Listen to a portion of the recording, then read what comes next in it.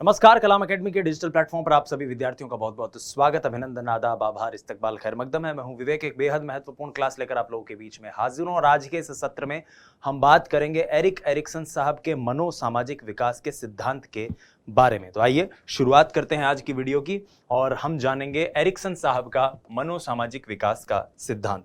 इस सिद्धांत को जीवन अवधि के विकास का सिद्धांत भी कहते हैं, क्योंकि अमूमन जितने भी सिद्धांत हैं, खासतौर पर जब हम बाल विकास में पढ़ते हैं तो वो अधिकांश सिद्धांत किशोरावस्था तक आकर पूर्ण हो जाते हैं, लेकिन ये इकलौता ऐसा सिद्धांत है जो पूरे जीवन की अवधि की बात करता है, यानी जन्म से मृत्यु की बात करता है। और इस पूरी प्रक्रिया में ये जीवन चक्र को 8 चरण में विभाजित करता है, यानी यूं कह सकते हैं कि इस सिद्धांत के अंदर 8 महत्वपूर्ण अवस्थाएं हैं।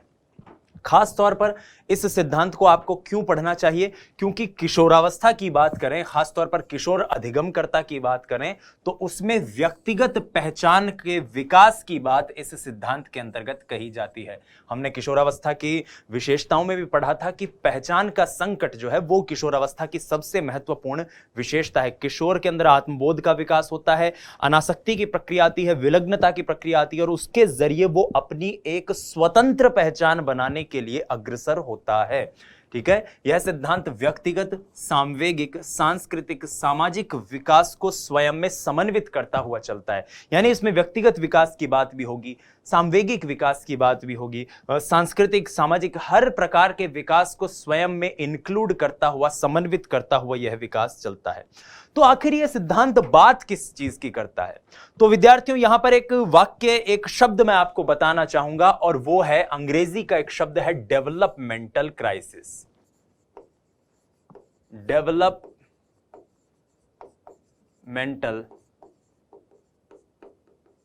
क्राइसिस, यह सिद्धांत डेवलपमेंटल क्राइसिस की बात करता है। इसी डेवलपमेंटल क्राइसिस को कई बार अंग्रेजी में मैच्योरेशनल क्राइसिस भी कहते हैं।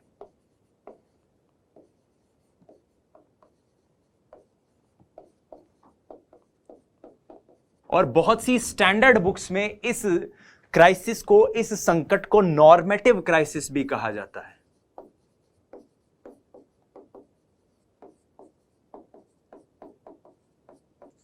तो विद्यार्थियों, एरिक्सन साहब कहते हैं कि व्यक्ति जीवन की 8 स्टेजेस यानी 8 चरण से गुजरता है। हर चरण में, हर स्टेज में 2 विरोधाभासी परिस्थितियां उसके सामने होती है, एक पक्ष, दूसरा पक्ष, और ये दोनों पक्षों के बीच में समन्वय स्थापित करना ही एक प्रकार का नॉर्मेटिव क्राइसिस है, एक प्रकार का नियामक संकट है, एक प्रकार का मैच्योरेशनल संकट है, एक प्रकार का डेवलपमेंटल क्राइसिस है। एपीए, अमेरिकन साइकोलॉजी एसोसिएशन की जो डायरेक्टरी है, वहां पर जो नॉर्मेटिव क्राइसिस, नियामक संकट की परिभाषा है वो ये है कि विकास की प्रक्रिया के दौरान कोई एक लाइफ चेंजिंग इवेंट व्यक्ति के जीवन में आए, जिसके चलते उसे स्वयं में बहुत सारे परिवर्तन करने पड़े, जिससे कि वो उस चेंज के प्रति जो उसके जीवन में आया है अपने आप को समायोजित कर सके।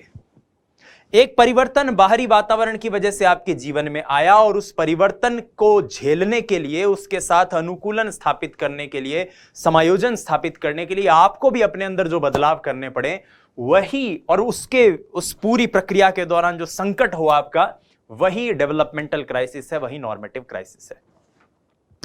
एरिक्सन साहब कहते हैं कि होता क्या है, बालक के सामने हर बार 2 विरोधाभासी परिस्थितियां आती है और हर बार उस बालक के साथ एक गतिविधि होती है। ध्यान से सुनिएगा, वो गतिविधि अगर उस संकट को उबारने में, उस संकट से उसे बाहर निकालने में सफल हो जाए, तो उसमें एक मनोसामाजिक गुण, एक वर्च्यू का विकास होता है। और यही पूरी गणित है एरिक एरिक्सन के मनोसामाजिक विकास के सिद्धांत की। यानी इस सिद्धांत में हमें कुल जमात 4 चीजों को याद करना है। 8 चरण, हर चरण से जुड़ी हुई 4 चीजें। पहला, हर अवस्था का नाम। अवस्था का नाम ही उस अवस्था का डेवलपमेंटल क्राइसिस है, उस अवस्था का मैच्योरेशनल क्राइसिस है, उस अवस्था का नॉर्मेटिव क्राइसिस है, उस अवस्था का नियामक संकट है। दूसरा, अवस्था की अवधि कितने वर्ष से कितने वर्ष तक रहेगी। तीसरा, अवस्था में कौन सी गतिविधि हो रही है। और चौथा, उस अवस्था में कौन से गुण, कौन से वर्च्यू का विकास हो रहा है। ये 4 चीजें आपको पढ़नी है। नियामक संकट मैंने आपको बता दिया, कभी सीधे सीधे नहीं पूछेगा, लेकिन नियामक संकट वही दुविधा है, वही द्वंद्व है जो किसी अवस्था में चलता है। उसे डेवलपमेंटल क्राइसिस भी कहते हैं, विकासात्मक संकट भी कहते हैं। परीक्षा ने एक बार नॉर्मेटिव क्राइसिस नियामक संकट पूछ लिया, प्रश्न था किशोरावस्था का नियामक संकट क्या है। जाहिर सी बात है, आप सभी जानते हैं किशोरों में पहचान का कार्य होता है, पहचान को ढूंढता है वो सबसे ज्यादा, तो इसे पहचान बनाम संभ्रांति, role versus identity confusion, that's it, ये है। आइए अब एक एक करके हर अवस्था को समझने की कोशिश करते हैं। तो ये एक छोटा सा चार्ट है जिसके जरिए आप देख सकते हैं कि हर अवस्था एक विकासात्मक अवस्था के साथ आती है। जैसे शैशव अवस्था में सबसे ज्यादा विश्वास है, विश्वास ट्रस्ट वर्सेस मिसट्रस्ट रहता है। फिर ऑटोनॉमी वर्सेस शेम दूसरी अवस्था, फिर पहल बनाम दोष इनिशिएटिव वर्सेस गिल्ट तीसरी अवस्था, फिर इंडस्ट्री वर्सेस इंफीरियरिटी चौथी अवस्था, आइडेंटिटी वर्सेस रोल कंफ्यूजन जिसकी हमने बात की थी पांचवी अवस्था, intimacy versus isolation, generativity versus stagnation और ईगो इंटेग्रिटी वर्सेस डिस्पेयर संपूर्णता बनाम निराशा। आइए एक एक करके इनको जानने की कोशिश करते हैं। सबसे पहले विश्वास बनाम अविश्वास, ट्रस्ट वर्सेस मिसट्रस्ट, जो है हमारे एरिक्सन के मनोसामाजिक विकास की पहली अवस्था। तो प्रश्न आ जाए कि शैशव अवस्था में, सीधे सीधे एक प्रश्न आ जाए, शैशव अवस्था में नियामक संकट या नॉर्मेटिव क्राइसिस या मैच्योरेशनल क्राइसिस या फिर डेवलपमेंटल क्राइसिस क्या होगा? तो शैशवावस्था का नियामक संकट है ट्रस्ट वर्सेस मिसट्रस्ट। ठीक है, विश्वास बनाम अविश्वास। इसकी अवधि होती है जन्म से 1 वर्ष। अब ध्यान से देखिए, एक बच्चा जब जन्म लेता है तो अपरिपक्व होता है और दूसरों पर निर्भर होता है, परनिर्भर होता है। ऐसे में जीवन में जो कुछ भी होगा, चाहे उसको खाना खिलाया जा रहा है, कपड़े पहनाए जा रहे हैं, ये सारी गतिविधियां दूसरों के ऊपर निर्भर है। और उसके हाथ में क्या है? सिर्फ विश्वास करना कि वो जब रोएगा तो कोई उसे खाना खिला देगा, पानी पिला देगा, दूध पिला देगा, बस यही उसके हाथ में है। और इसी के आधार पर उसका जीवन के प्रति एक विश्वास बनता है, विश्वास उत्पन्न होता है। तो फिर देखिए, यदि बच्चों को स्नेह व प्यार मिले, जो इसकी बात है, तो उसमें विश्वास विकसित होने लग जाता है। उचित देखभाल के अभाव में उनमें दूसरों के प्रति अविश्वास का भाव विकसित होता है। अगर प्रेम मिलेगा तो विश्वास होगा, अगर प्रेम नहीं मिला तो अविश्वास का भाव आएगा। संकट की स्थिति में, वही पहचान का संकट, माफ कीजिएगा, विश्वास अविश्वास का संकट, संकट की स्थिति में यदि शिशु समाधान कर लेता है तो उसमें मनोसामाजिक गुण, मनोसामाजिक शक्ति, वर्चू, आशा या होप का विकास होता है। तो अवस्था का नाम विश्वास बनाम अविश्वास, अवधि जन्म से 1 वर्ष, कई पुस्तकों में से जन्म से 1.5 वर्ष भी लिखा गया है, परेशान होने की जरूरत नहीं है। गतिविधि जो इसकी होती है वो होती है भोजन, और गुण जो इस अवस्था में विकसित होता है वो होता है आशा यानी कि होप। आइए आगे बढ़ते हैं अगली अवस्था पे। अगली अवस्था है स्वायत्तता बनाम लज्जा व शक, autonomy versus shame and doubt. इसकी अवधि 1 से 3 वर्ष तक होती है। इस अवस्था में जो मनोसामाजिक क्रिया, जो मनोसामाजिक गतिविधि उसके साथ होती है, उस गतिविधि को हम कहते हैं शौचालय प्रशिक्षण।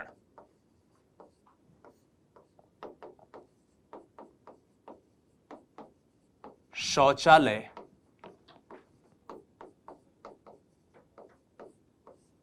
प्रशिक्षण, ठीक है। ऑटोनॉमी वर्सेस शेम, सबसे महत्वपूर्ण जो गतिविधि होती है वो शौचालय प्रशिक्षण होती है, टॉयलेट ट्रेनिंग होती है। अब आप एक बार कल्पना कीजिए, आपने सबने, हमने अपने घरों में ऐसा देखा होगा कि छोटा बच्चा, खासतौर पर इस अवस्था में 1 से 2-3 वर्ष तक होता है, जब उसको टॉयलेट आती है, पहले वो टॉयलेट अपने कपड़ों में ही करता रहता है और बाद में हम उसे सिखाते हैं कि बेटा देख, टॉयलेट आ रही हो तो पहले बता देना, सुसु आए पॉटी आए पहले बता देना। तो बोलता है मम्मी मम्मी मम्मी मेरे टॉयलेट आ रही है, मम्मी मम्मी मेरे सुसु आ रही है। और माता क्या है, जो भी उसके कपड़े खोलना है, उसको पॉटी सीट पर बिठाना है, ये सारी क्रियाएं करती हैं। अब यहां से क्या होता है, उस बच्चे को लगता है कि जब मैं अपने शरीर की इस बड़ी छोटी सी, साधारण सी, सहज सी क्रिया पर नियंत्रण कर सकता हूं, तो मैं दुनिया की किसी भी शक्ति को अपने वश में कर सकता हूं, नियंत्रित कर सकता हूं।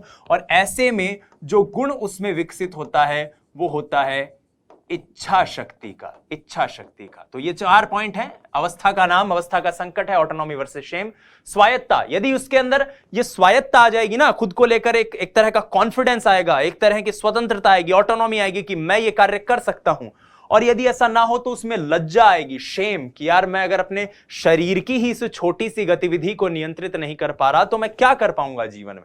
बच्चे धीरे धीरे अपने दैनिक कार्य करना शुरू करते हैं। यदि प्रोत्साहन मिलता है तो उन्हें उनमें स्वायत्तता की भाव आती है, और इसके विपरीत यदि उन्हें प्रोत्साहन ना मिले तो उन्हें अपनी क्षमताओं पर शक होना शुरू हो जाता है। और जब व्यक्ति इस नियामक संकट से, इस नॉर्मेटिव क्राइसिस से, इस डेवलपमेंटल क्राइसिस से बाहर निकलता है तो उसमें इच्छा शक्ति, विल पावर का संचार होता है, विल पावर जन्म लेती है। ये चार चीजें, ऑटोनॉमी वर्सेस शेम, 1 से 3 वर्ष, गतिविधि, शौचालय प्रशिक्षण, और गुण, इच्छा शक्ति यानी कि विल पावर। तीसरी अवस्था, पहल बनाम दोष। ये पहल बनाम दोष संबंधित है पूर्व बाल्यावस्था से। पूर्व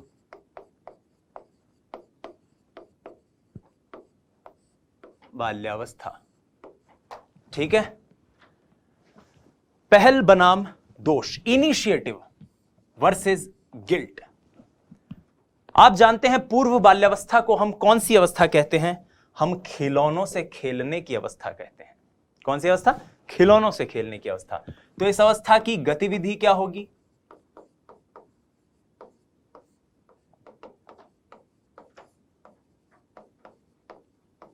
खिलौनों से खेलना, यह इस अवस्था की गतिविधि है। खिलौनों से वो बच्चा खेलने की कोशिश करता है। और आप एक बात जानते हैं कि इस अवस्था को प्रश्न पूछने की अवस्था कहते हैं, इस अवस्था को जिज्ञासु अवस्था कहते हैं, इस अवस्था को कहते हैं हम वो अवस्था जहां पर बालक अन्वेषी होता है, खोजी होता है। तो जो अन्वेषी होगा, जो खोजी होगा, वही तो पहल करेगा ना, वही तो इनिशिएटिव लेगा। और अगर वो इनिशिएटिव ले रहा है, वो पहल कर रहा है, तो जाहिर सी बात है ये पहल करने की प्रकृति उसके अंदर कौन सी शक्ति का, कौन सी गुण का, कौन सी वर्चू का संचार करेगी? उसके अंदर जिस गुण का संचार करेगी वो गुण होता है उद्देश्य। छोटे बच्चे जो खेल इस वक्त खेलते हैं वो इसी प्रकार के खेलते हैं। डॉक्टर डॉक्टर खेलना, घर घर खेलना, किचन किचन खेलना, इस तरह के तो खेल खेलते हैं। तो जब वो इस तरह के खेल खेलते हैं तो उन्हें लगता है कि हाँ मेरे जीवन का कुछ उद्देश्य है, मैं डॉक्टर हूं।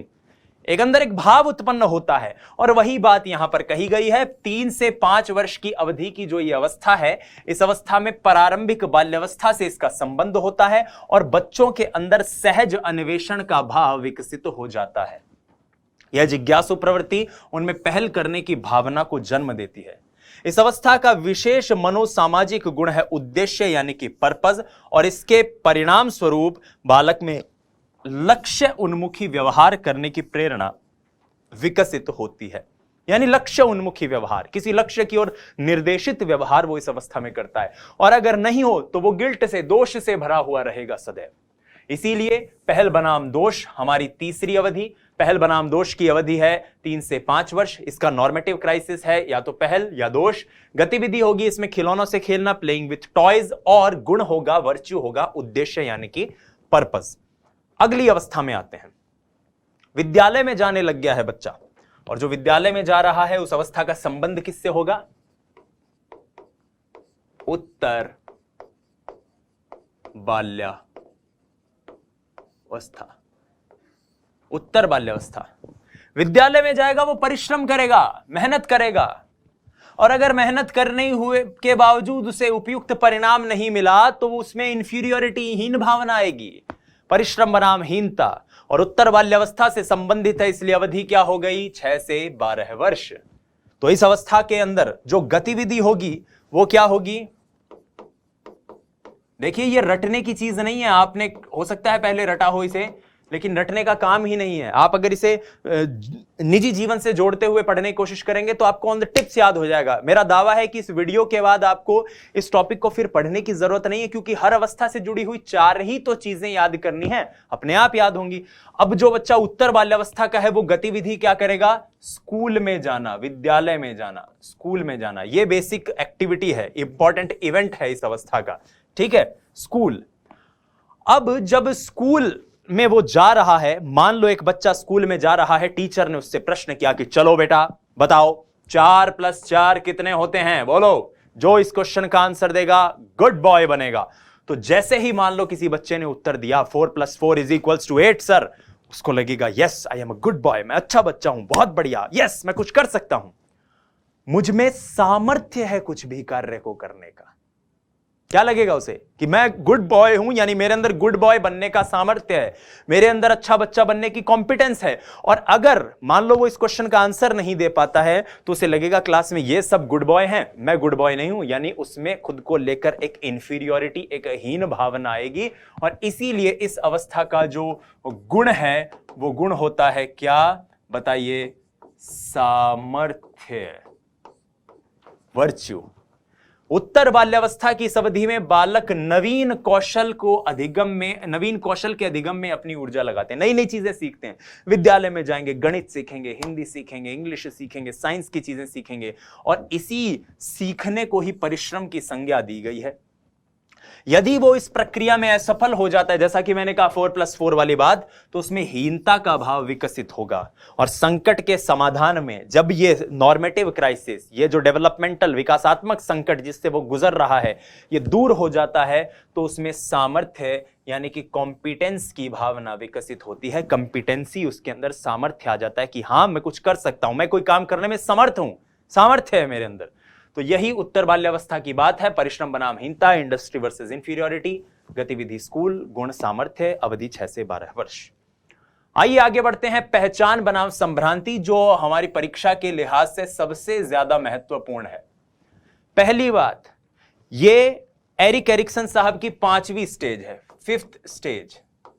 देखो एक एक करके पॉइंट याद कर लेते हैं इससे जुड़े हुए, क्योंकि अगर सवाल बनेगा तो 70-80% चांस है कि इसी से सवाल बने। तो ये एरिक एरिक्सन साहब की 5वीं स्टेज है। पहली बात तो क्लियर है। इसका संबंध किससे है? इसका संबंध है किशोर अवस्था से।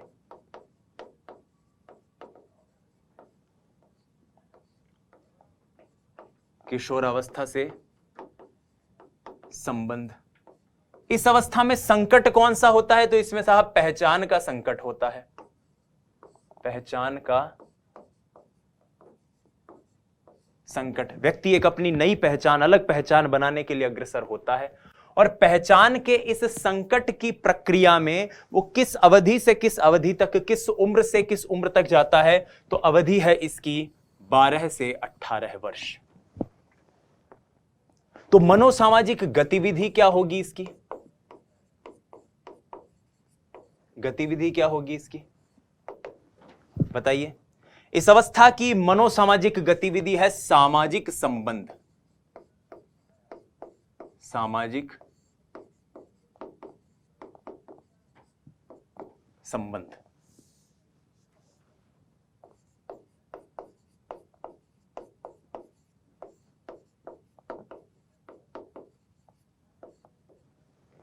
ठीक है।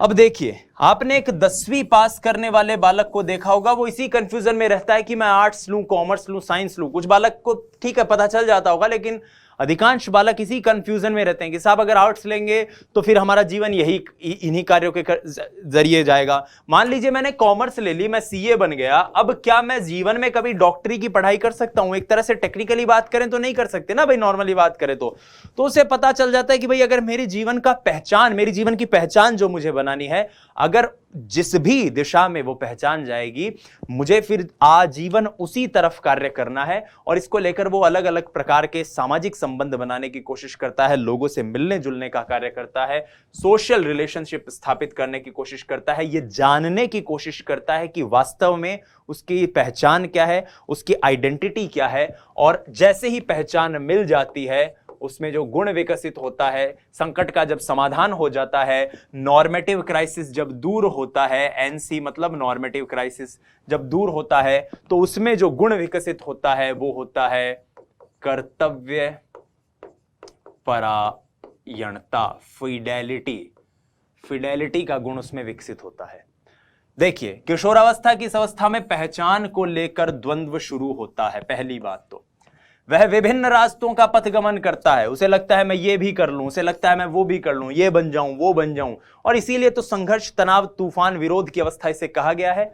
द्वंद्व का समाधान जब हो जाए, जब संकट से व्यक्ति बाहर निकल जाए तो उसमें कर्तव्य परायणता यानी कि फिडेलिटी नामक गुण का विकास होता है। बहुत इंपॉर्टेंट स्लाइड है और बहुत इंपॉर्टेंट एक्टिविटी है। सबसे इंपॉर्टेंट बात, एरिक एरिक्सन की 5वीं स्टेज पहचान बनाम संभ्रांति, जिसके अंदर नॉर्मेटिव क्राइसिस होता है, पहचान का निर्माण करना। इस अवस्था की अवधि होती है किशोरावस्था से संबंधित यानी 12 से 18 वर्ष। इस अवस्था के अंदर जो गुण विकसित होता है वो कर्तव्य परायणता के यानी फिडेलिटी का होता है, और इस अवस्था के अंदर जो मनोसामाजिक गतिविधि होती है वो है सामाजिक संबंध को स्थापित करना।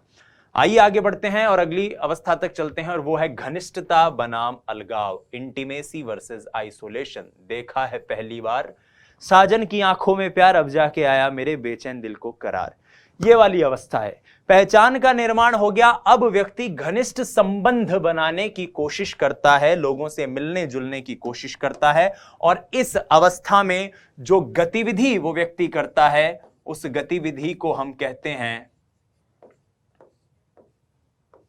बताइए क्या कहते हैं? उस गतिविधि को हम कहते हैं अंतरंग संबंध।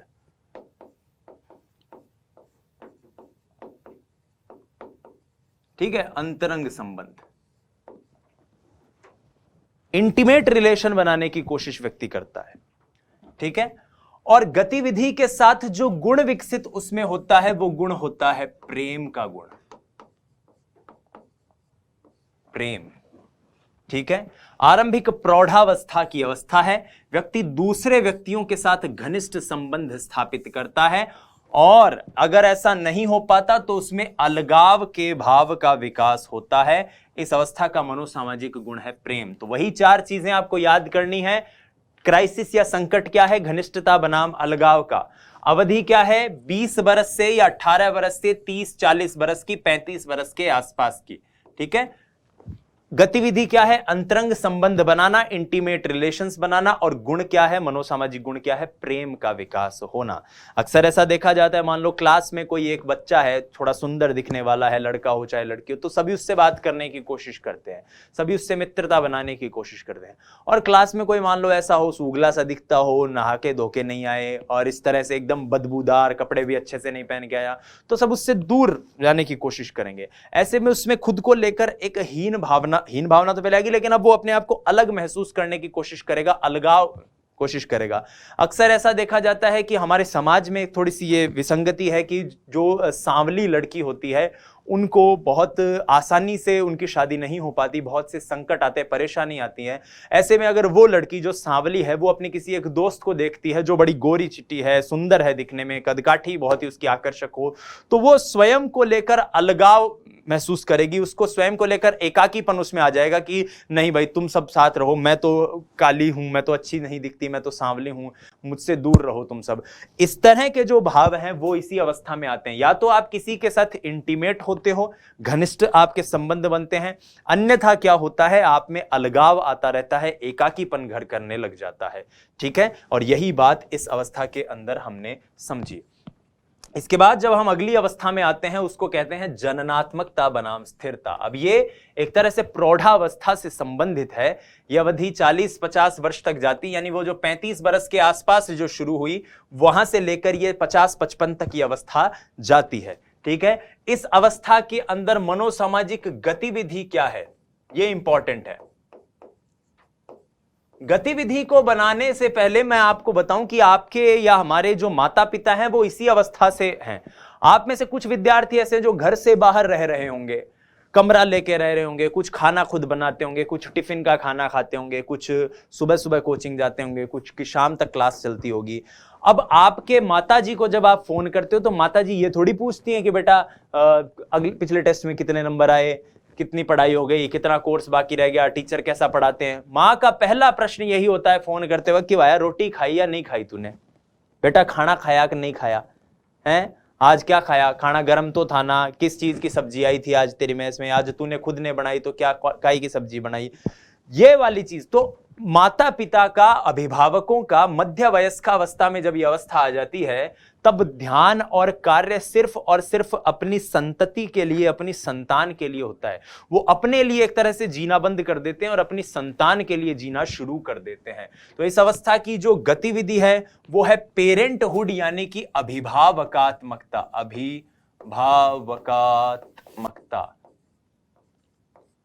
और इस अभिभावकात्मकता के साथ वो कार्य भी करते हैं, और वो कार्य, जो भी कार्य कर रहे हैं, जो भी जॉब, जो भी सर्विस कर रहे हैं, वो सिर्फ और सिर्फ अपने संतान के लिए होती है। और इसीलिए जो गुण विकसित उनमें होता है, वो गुण विकसित होता है देखभाल का, यानी कि केयर का। अक्सर ऐसा देखा होगा, माता पिता ये करते हैं, ये इतनी छोटी वाली की शादी करनी है, बड़े वाले के इसको एक दुकान खुला के देनी है, ये पैसे ऐसे इकट्ठे हो जाएंगे, ये हो जाएगा, वो हो जाएगा, तो यही सोचते रहते हैं वो सुबह शाम तक। तो जननात्मकता से अभिप्राय अगली पीढ़ी के कल्याण व समाज के प्रति धनात्मक भाव से है। आप कहेंगे कि साहब समाज के प्रति धनात्मक भाव कैसे आया, तो आप ऐसे भी समझ सकते हैं कि अक्सर हमारे ग्रामीण परिवेश में या शहरी परिवेश में अक्सर कोई गांव में कुछ ऐसा हुआ तो बच्चे लोग लाइब्रेरी खुलवा देते हैं, कई भामाशाह लोग जो हैं वो बहुत से ऐसे कार्य करवा देते हैं जिससे आने वाली पीढ़ी को फायदा हो, बहुत सारे ऐसे स्कॉलरशिप्स देते हैं ताकि आने वाली पीढ़ी कुछ कर पाए। लेकिन ऐसे भी कई लोग होते हैं, अक्सर ऐसे कुछ लोग आपने देखे होंगे जो इसी गांव के हैं लेकिन रह रहे हैं जयपुर में, सूरत में, बंबई में, कलकत्ता में, ऐसे फ्लैटों पे रह रहे हैं, ना जहां जमीन आपकी है ना जहां आसमान आपका, बीच में कहीं अटके हुए हो। वो जब गांव में आते हैं तो यही बात करते हैं कि साहब बहुत कुछ है, पैसा भी है, सब कुछ है, लेकिन समझ ही नहीं आ रहा कि जिंदगी की ये दौड़ भाग कब तक चलेगी। एक तरह की स्थिरता है, एक तरह की स्टैग्नेशन है। तो यहां पर अगली पीढ़ी के लिए जब तक आप में कल्याण करने की भावना, फिर चाहे वो आपकी स्वयं की संतति हो चाहे किसी अन्य की, जब तक नहीं आएगी तब तक आपके अंदर स्टैग्नेशन, स्थिरता बनी रहेगी। और यदि वो आ गई तो आप में जनरेटिविटी यानी कि जननात्मकता आएगी। विरोध की स्थिति में व्यक्ति में स्थिरता आती है कि उसे लगता है कि वह अपनी पीढ़ी के लिए, अगली पीढ़ी के लिए कुछ भी नहीं कर पा रहा। इस अवस्था की मनोसामाजिक स्थिति या मनोसामाजिक गुण जो है वो है केयर यानी कि देखभाल। ठीक है, मिडिल एडल्टहुड से जुड़ी हुई अवस्था है। अंतिम अवस्था जो है वो है संपूर्णता बनाम निराशा। 55-60 के आसपास शुरू होती है, मृत्यु तक ये जाती है। इस अवस्था को अंग्रेजी में इंटेग्रिटी वर्सेस डिस्पेयर कहते हैं, यानी कि फाइल अब सलटने वाली है।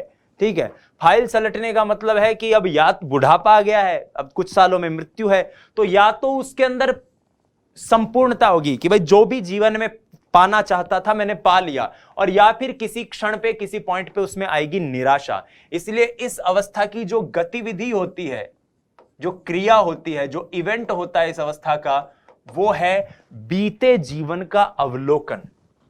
ठीक है, बीते जीवन का अवलोकन, जो समय बीत गया उसका अवलोकन करना कि भाई मैंने जो जिया वो कैसे जिया।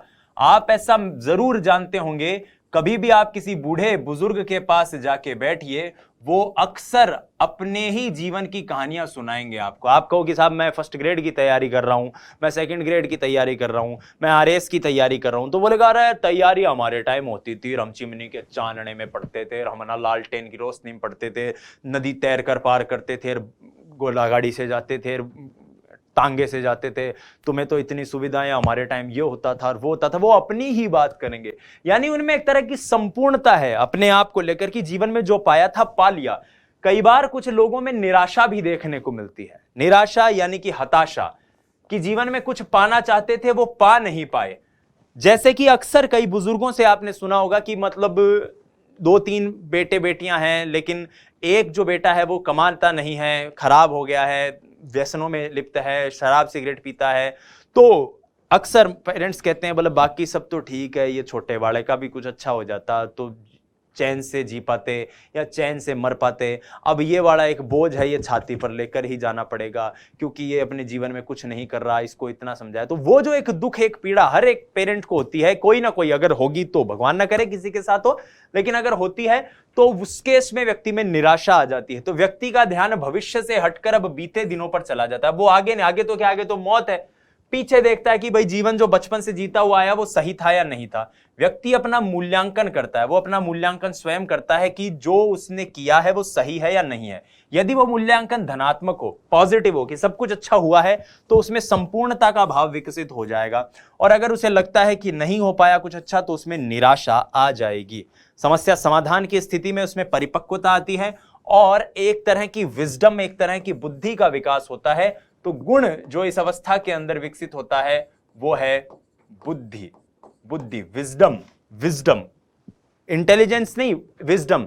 अक्सर बुजुर्गों को देखा होगा अपने जवानी के टाइम बहुत पैसे इकट्ठे कर लिए, बहुत परेशान हो लिए, लोगों को परेशान कर लिया। ऐसी कई महिलाएं जो अपनी सास को प्रताड़ित करती थी, ननद जिठानी से लड़ती थी, ठीक है, वो अब जब बूढ़ी हो जाती हैं तो मंदिर में बैठी बैठी कहती हैं, ये देखो राम जी का नाम लो, जीवन में कुछ भी नहीं रखा हुआ है, सब यहीं रह जाना है, सभी भगवान का ही है। तो ये जो विजडम, ये जो बुद्धि उसके अंदर आई, ये जो परिपक्वता उसमें आई, ये कैसे आई? ये इसी संपूर्णता बनाम निराशा के कारण आई, क्योंकि व्यक्ति अपना मूल्यांकन कर रहा है कि मैंने जो किया वो कितना सही था, कितना गलत, कितना पाया, कितना खोया, क्या पाया, जग में मिलते और बिछड़ते मग में, मुझे शिकायत नहीं किसी से, यद्यपि छला गया पग पग में।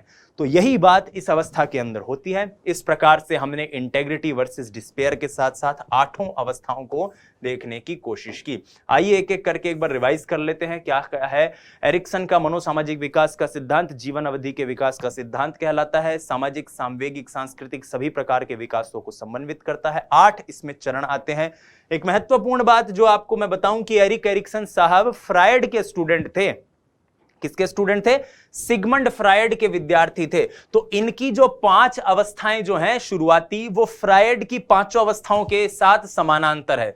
फ्रायड ने भी तो 5 मनोलैंगिक अवस्थाएं दी है, वो 5 मनोलैंगिक अवस्था और इनकी 5 अवस्थाएं बिल्कुल एक जैसी है। जैसे फ्रायड बात करते हैं मुखचूषण अवस्था की, ओरल स्टेज की, तो विश्वास बनाम अविश्वास उसी के समानांतर है। यदि बच्चा स्नेह है, ठीक है, अवधि जन्म से 1 वर्ष तक, गतिविधि भोजन, गुण है आशा का, अवधि का नाम है, अवस्था का नाम है विश्वास बनाम अविश्वास। फिर आती है फ्रायड की एनल स्टेज जो है, गुदीय अवस्था जो आती है, ऑटोनॉमी वर्सेस शेम, जिसकी गतिविधि होती है शौचालय प्रशिक्षण, गुण होता है इच्छा शक्ति का, अवधि होती है 1 से 3 वर्ष तक। उसके बाद आती है पहल बनाम दोष, इनिशिएटिव वर्सेस गिल्ट, गतिविधि खिलौनों से खेलना, गुण उद्देश्य, अवधि 3 से 5 वर्ष, पूर्व बाल्यावस्था से संबंधित। उसके बाद है परिश्रम बनाम हीनता जो उत्तर बाल्यावस्था से संबंधित है, 6 से 12 वर्ष, गतिविधि स्कूल जाना, और गुण है सामर्थ्य का जो इस अवस्था में विकसित होता है।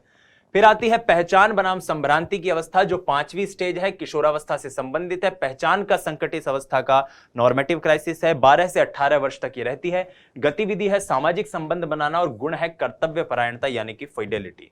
उसके बाद 6ठी अवस्था घनिष्ठता बनाम अलगाव, इंटीमेसी वर्सेस आइसोलेशन, जिस अवस्था के अंदर गतिविधि होती है अंतरंग संबंध बनाना, और गुण होता है प्रेम। अवधि 18-20 वर्ष से लेकर 30 से 40 वर्ष के लगभग। उसके बाद आती है जननात्मकता बनाम स्थिरता, जेनरेटिविटी वर्सेस स्टैग्नेशन, जो 30-40 से 50-60 के बीच में जाती है। गतिविधि अभिभावकात्मकता एवं कार्य, पेरेंटहुड एंड वर्क, और गुण होता है देखभाल यानी कि केयर का। अंतिम अवस्था संपूर्णता बनाम निराशा जो कि 55-60 के आसपास शुरू होती है, मृत्यु पर्यंत चलती है। इंटेग्रिटी वर्सेस डिस्पेयर, गतिविधि बीते जीवन का अवलोकन, और गुण होता है बुद्धि का। और इस प्रकार से हमने ये 8 स्टेज कवर करी है। आपको जो याद रखना है मैं एक बार फिर बता दूं, हर अवस्था का नाम, उसकी अवधि, उसकी गतिविधि, उसकी जो वर्च्यू, जो गुण है, और खास तौर पर किशोर अवस्था को आपको याद रखना है, उत्तर बाल्यावस्था को याद रखना है। बहुत बहुत धन्यवाद। जय हिंद, वंदे मातरम। स्वस्थ रहिए, मस्त रहिए, अपनी तैयारी में व्यस्त रहिए। बहुत बहुत आभार। नमस्कार।